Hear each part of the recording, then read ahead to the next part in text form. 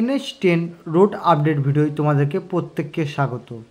যারা আজকের এই আপডেট ভিডিওটা দেখছো তাদের কাছে প্রত্যেকের কাছে রিকোয়েস্ট, প্রত্যেকে আজকে কিন্তু চ্যানেলটাকে সাবস্ক্রাইব করে পাশে থাকা বেল আইকনটাকে প্রেস করে দাও।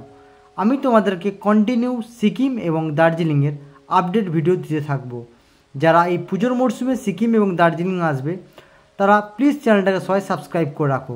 তোমরা প্রতিদিন কিন্তু এই চ্যানেলে আপডেট ভিডিও দেখতে পাবে।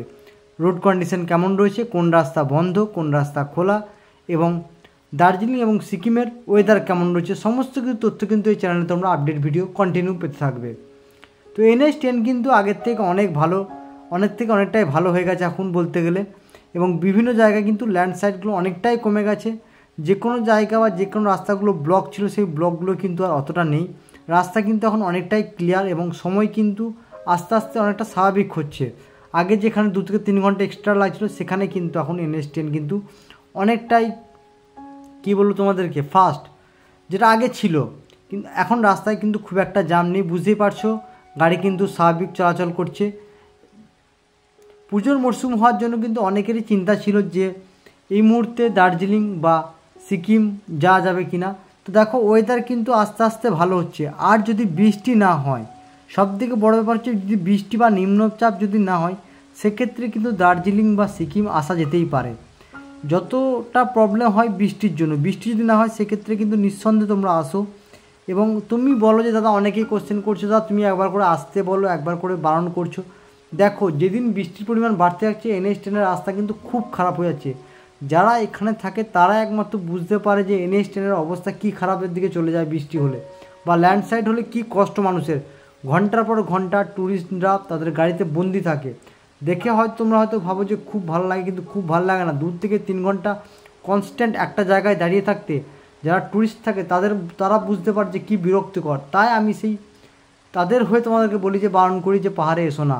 বাট আমরাও তো চাই যে পাহাড়ে পর্যটক আসুক। পাহাড়ে পর্যটক যদি না আসে সেক্ষেত্রে পর্যটন ব্যবসার সঙ্গে যুক্ত এজেন্সি বলো, গাড়ি বলো, এখানকার লোকাল স্থানীয় মানুষ বলো, সমস্ত কিন্তু ক্ষতি হয়।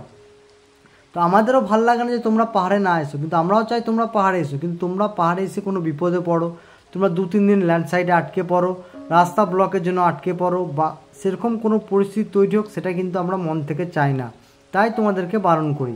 তোমরা দেখতে পাচ্ছ আজকের ওয়েদার কিন্তু যথেষ্ট ভালো রয়েছে এবং খুব পরিষ্কার আকাশ রয়েছে। সকাল সকাল একটু তো ফগি ভাব থাকবেই। এবং আমার ডান সাইডে কিন্তু তোমরা তিস্তা নদী দেখতে পাচ্ছ। তিস্তা নদী কিন্তু আর নিজের আপন গতিতে বয়ে চলছে এবং জল কিন্তু এখনও সেই ঘোলাটে, দেখে বুঝতে জলটা কিন্তু এখনও ঘোলাটে রয়েছে। দেখতে দেখতে কিন্তু আমরা এগিয়ে চলেছি NH10 হয়ে, এবং NH10 এখন কিন্তু প্রাকৃতিক রূপ সৌন্দর্য কিন্তু অসাধারণ। তোমরা যারা পুজোর ছুটিতে ভাবছো যে আসবে তারা নিঃসন্দেহে কিন্তু আসতে পারো। রাস্তা কিন্তু এখন আপাতত ভালো রয়েছে। যদি বৃষ্টি আর না হয় সেক্ষেত্রে কিন্তু রাস্তা খুবই ভালো থাকবে। NH10 কিন্তু অনেকটাই স্বাভাবিক, আস্তে আস্তে তার নিজের ছন্দে ফিরছে। দেখতে পাচ্ছ সামনে বাসও যাচ্ছে অলরেডি, কিন্তু শিলিগুড়ি টু গ্যাংটক যে বাসগুলো চলে সেই বাসগুলো কিন্তু অলরেডি চলাচল শুরু করে দিয়েছে। অলরেডি কিন্তু বাস চলছে। তো সেক্ষেত্রে কিন্তু জনজীবন অনেকটাই স্বাভাবিক। তো বাস কিন্তু চলছে, দেখতে পাচ্ছ বাস কিন্তু অলরেডি শিলিগুড়ি টু গ্যাংটকের বাসগুলো কিন্তু অলরেডি চলছে। তোমরা চাইলেই কিন্তু সেই বাসেও অনেকে আসতে পারো, বা তোমরা শেয়ার কার করেও আসতে পারো। বাস কিন্তু চলাচল অনেকটাই স্বাভাবিক এবং NH10 কিন্তু আস্তে আস্তে অনেকটাই স্বাভাবিক হয়ে যাচ্ছে। রাস্তাঘাটগুলো সমস্ত জায়গায় প্রায় খুলছে, বাজারপাট সবই খুলে গেছে।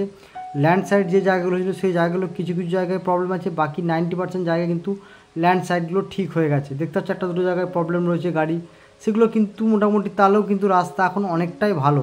আগের থেকে কিন্তু মাঝখানে যে প্রবলেমটা হয়েছিল সেখান থেকে কিন্তু রাস্তা এখন অনেকটাই ভালো।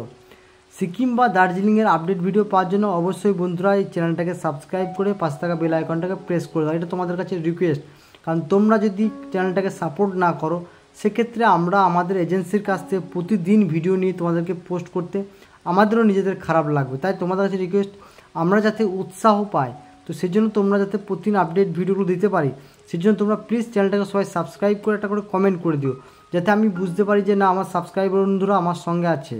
তো এটাই তোমাদের কাছে রিকোয়েস্ট প্রত্যেকের।